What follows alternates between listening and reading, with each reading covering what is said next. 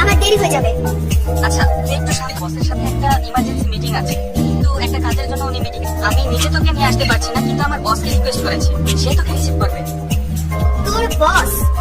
যার কথা তুই আমাকে বলেছিলি ওই আমার উপরে এমনি সবার সাথে খুবই ভালো ব্যবহার করে। এই শোন না, খালামণিকে জানে তুই ল ফার্মে কাজ করছিস? গেস কর। তুই বল না, কাউকে কিছু বলবো না, আমার উপর তো বিশ্বাস রাখবি না?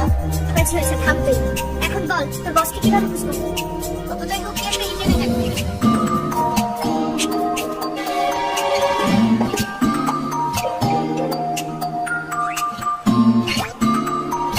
সম্মানের সাথে ভেসে ফেলেছো জিয়ান।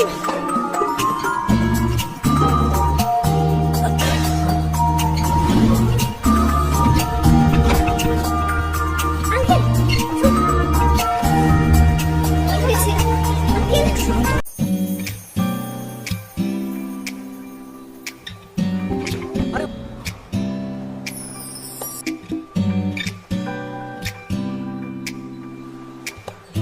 অ্যাম্বুলেন্স কল করুন।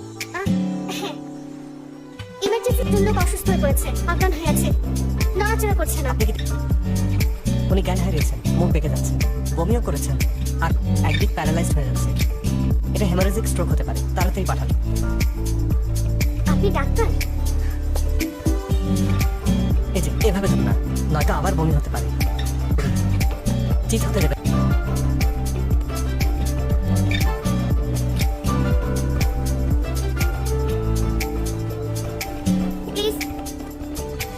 হেমারেজিক স্ট্রোক, দ্রুত হাসপাতালে নিন। একটু ধরুন, হবে। মাথাটা সাবধানে।